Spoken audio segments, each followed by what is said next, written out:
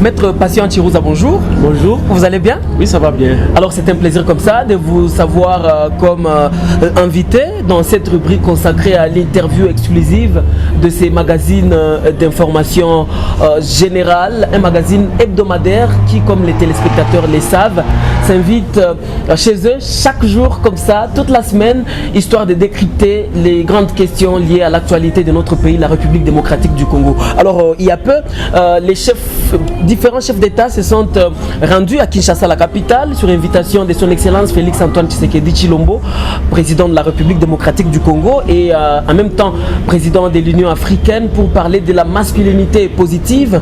En tout cas, on sent que les chefs d'État africains sont engagés pour lutter efficacement contre les violences faites aux femmes. Et vous, en tant qu'acteur politique, quelle lecture vous avez de ces sommets? Bon, d'abord, en tant que Congolais, je me réalise que notre pays est fréquentable. Quand vous savez, 5 chefs d'État acceptent. Quand 5 chefs d'État acceptent de venir dans notre pays, c'est déjà quelque chose de bien pour le pays et pour les Congolais. Et c'est une chose qu'on doit féliciter au gouvernement actuel, notamment son Excellence Félix Antoine Tshisekedi Tshilombo, puisque déjà il fait fréquenter notre pays. Ça, c'est son actif. Je le félicite aussi. C'est que nous avons manqué pendant longtemps. Le pays était isolé.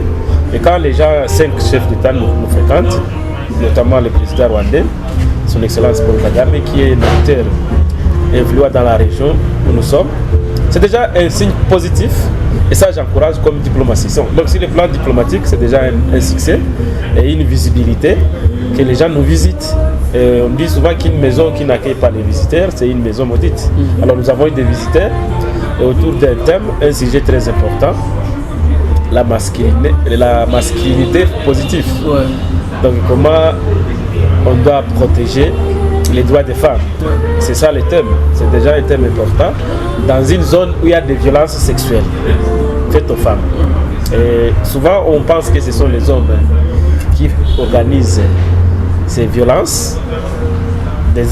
Souvent, on ne pense pas que ce sont des femmes, mais bien qu'on appréhende quelquefois des femmes qui sont complices des hommes dans cette criminalité. Donc, il y a une criminalité qui ne dit pas son nom, qui singularise et qui vise plus les femmes à cause de leur sexe. Et sur le plan de la politique régionale, de la politique mondiale, de la politique nationale, il y a des efforts qu'on doit faire. Et je pense que le président, qui de surcroît est président de l'Union africaine, dans ses responsabilités, a saisi cette opportunité pour placer la question congolaise par rapport aux violences faites aux femmes. Alors c'est déjà un feedback très important, vous avez eu à le reconnaître tout à l'heure. Il y a des polémiques qui tournent autour de la RDC et le Rwanda s'agissant des relations entre ces deux pays voisins.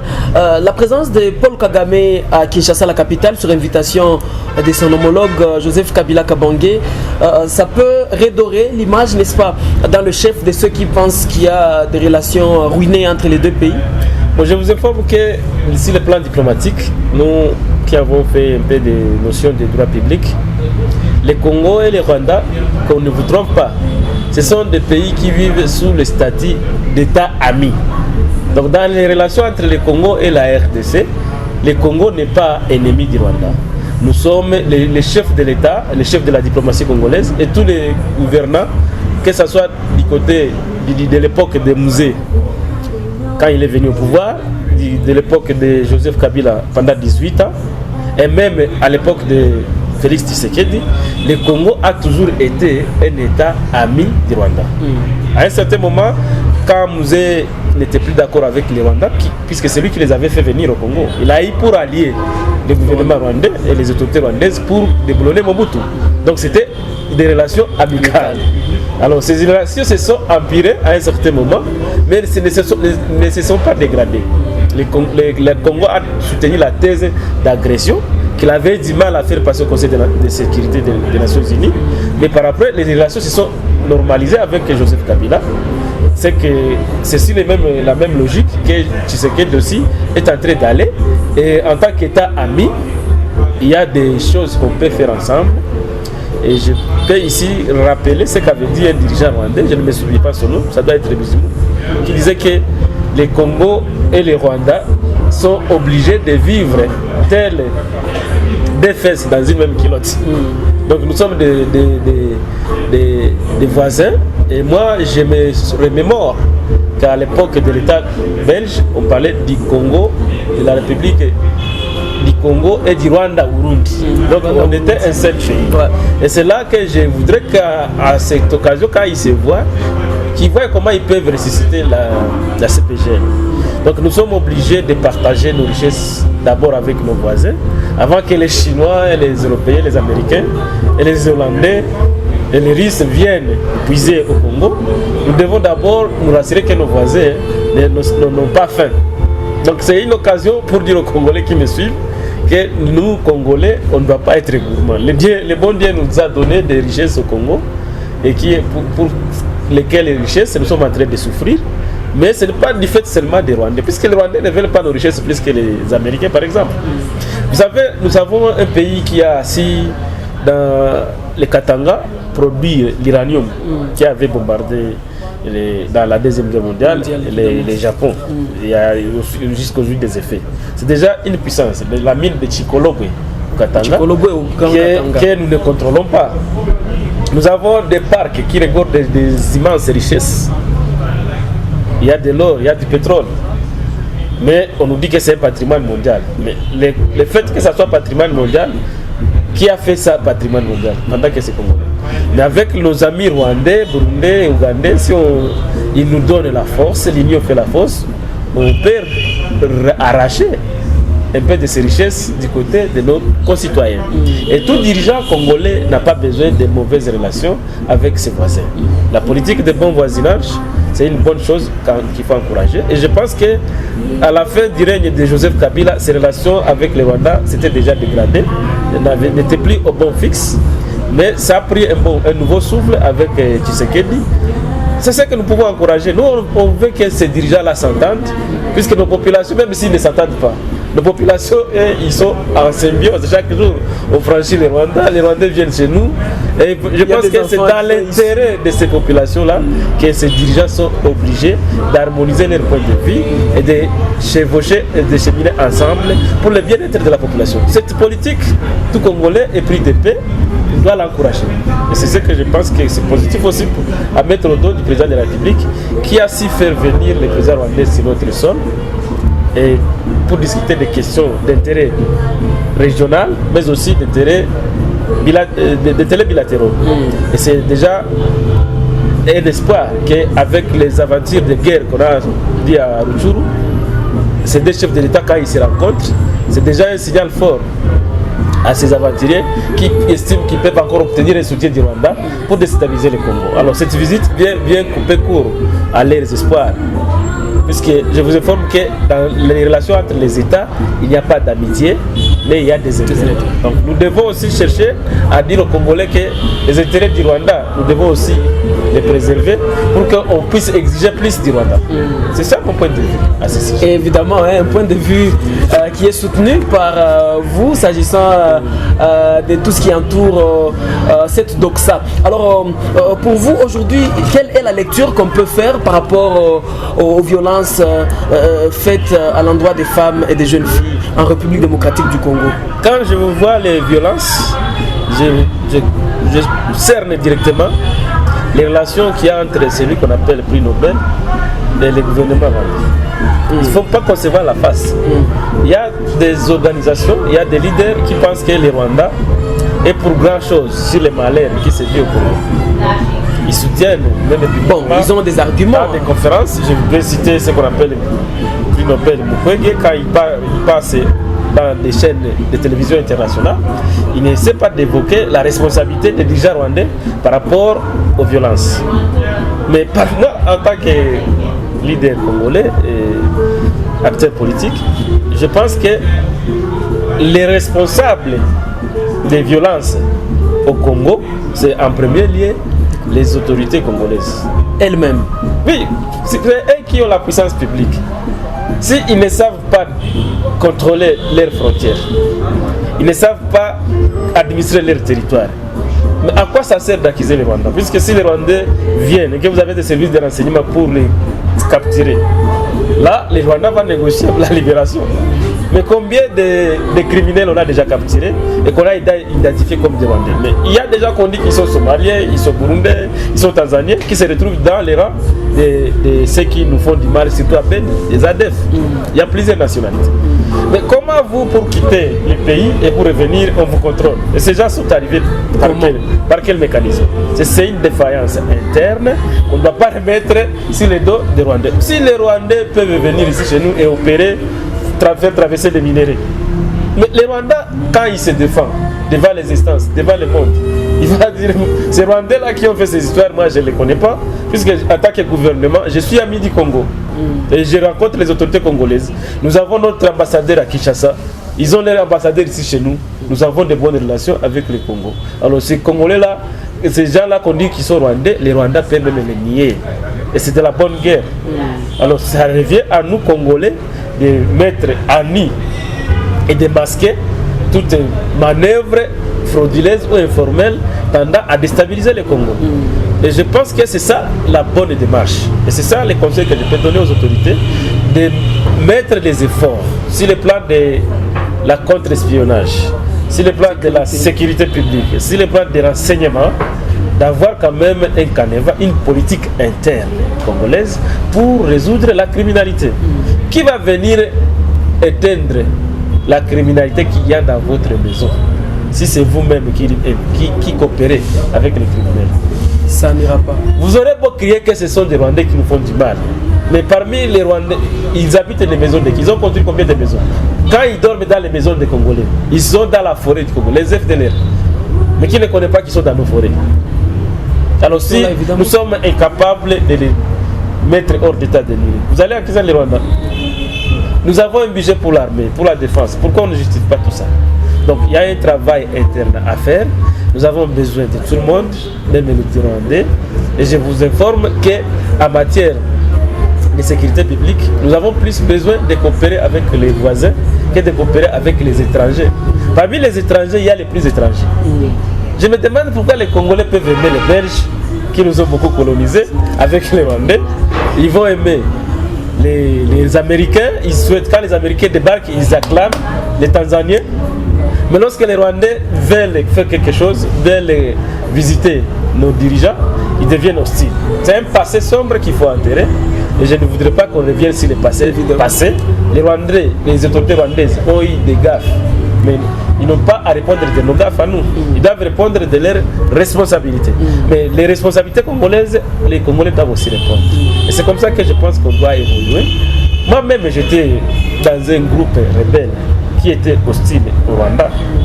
Un certain moment, Pareko, qui était aussi hostile même au président Joseph Kabila. Mais quand on a rencontré Joseph Kabila, les autorités, on a compris un peu plus du problème. Le problème n'est pas seulement congolo-rwandais, c'est un problème des intérêts des étrangers. Il y a des firmes internationales qui ont des intérêts au Rwanda et qui protègent. Donc si vous déstabilisez les Rwandais, vous déstabilisez leurs intérêts. Leurs banques et leurs capitaux sont au Rwanda. Ils évitent de mettre ça dans les comptes congolais compte tenu de la crédibilité aussi par rapport à nos banques congolaises. Donc moi-même j'ai été en contact avec des investisseurs comme avocat. J'étais en contact avec des investisseurs qui voulaient acheter du comptant. Ils ont même coopéré avec une société de droit congolais. Ils ont même viré de l'argent dans cette société que j'étais les noms. Ils ont cherché les comptants, ils n'ont pas trouvé. Mais leurs collègues investisseurs qui étaient au Rwanda, ils ont trouvé du coltan. Mais est-ce que c'est de la faute aux Rwandais si les autorités congolaises durcissent les mesures pour ouvrir une société minière, par exemple? Pour ouvrir une société minière au Congo, avoir seulement les documents, ça peut vous coûter plus de 150 000 $. Un investissement. Mais au Rwanda, on vous dit qu'on peut ouvrir une société aujourd'hui et ça commence à opérer et l'État facilite. Mais je vous dis qu'ici, pour ouvrir cette société, il y a beaucoup de mesures, il y a une loi qui durcisse les taux, mais c'est pourquoi tous les investisseurs, ils s'installent au Rwanda. Et c'est nous qui les obligeons à s'installer. Mais ils veulent aussi venir ici chez nous. C'est un problème d'administration interne qu'on doit résoudre. On doit aussi être souple Et ne pensez pas qu'à force de dire oh c'est nos minéraux, ce sont nos minéraux, ce sont nos minéraux, vous allez jouir de ces minéraux. Mais si vous acceptez de partager avec ceux qui veulent, vous n'avez pas l'argent pour creuser d'abord.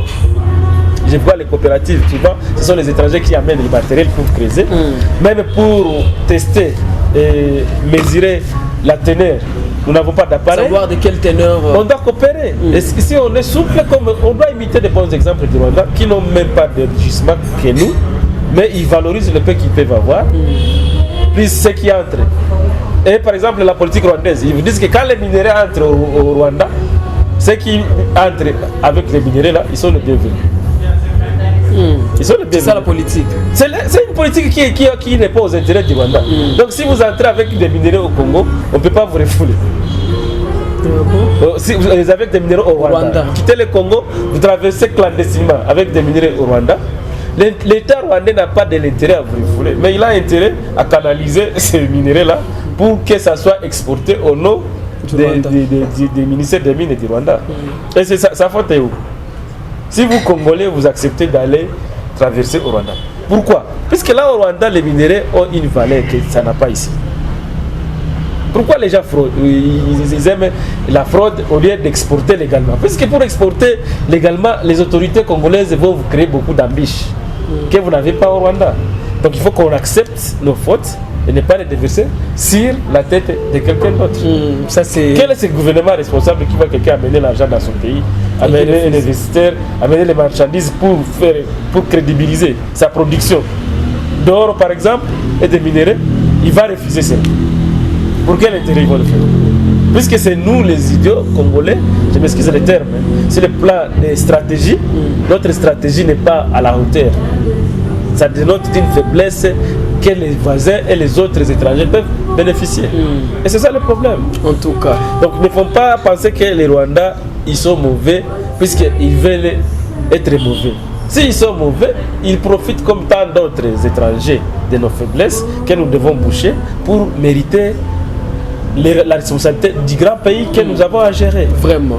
C'est ça. On sent que, maître, vous avez de la matière quand vous parlez, on sent cette forme de fougue pour justement éclairer la lanterne de nos téléspectateurs. Alors, pour terminer, quel est le mot que vous avez en dernier par rapport à la masculinité positive? Parce que vous avez dit tout à l'heure que c'est un feedback important quand les chefs d'État ont accepté volontiers de répondre à l'invitation de leur homologue congolais, son Excellence Félix-Antoine Tshisekedi Tshilombo. Bon, je pense que ce qu'on appelle masculinité positive, on doit expliquer ça à notre population et à tous ceux qui nous suivent. Je pense que c'est une bonne chose.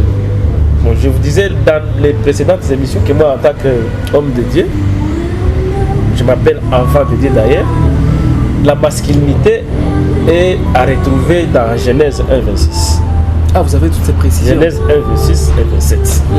Et ce qui est dit, les Français, la rhétorique qu'il y a dans ce passage biblique, je l'aime beaucoup.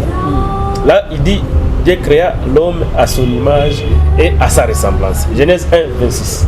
Genèse 1,27, ça dit homme et femme, il les créa pour dominer. Homme et femme. Donc, déjà, vous comprenez que même Dieu lui-même n'imagine pas une hypothèse où on peut dominer si on n'est pas en harmonie avec la femme. Ou bien si on n'est pas à côté de la femme. C'est pourquoi, si votre femme est de piètre figure, ça va influencer sur vous. C'est pourquoi nos autorités doivent s'intéresser à redorer l'image de nos femmes, de nos filles, et à les placer au plus haut niveau pour la compétitivité.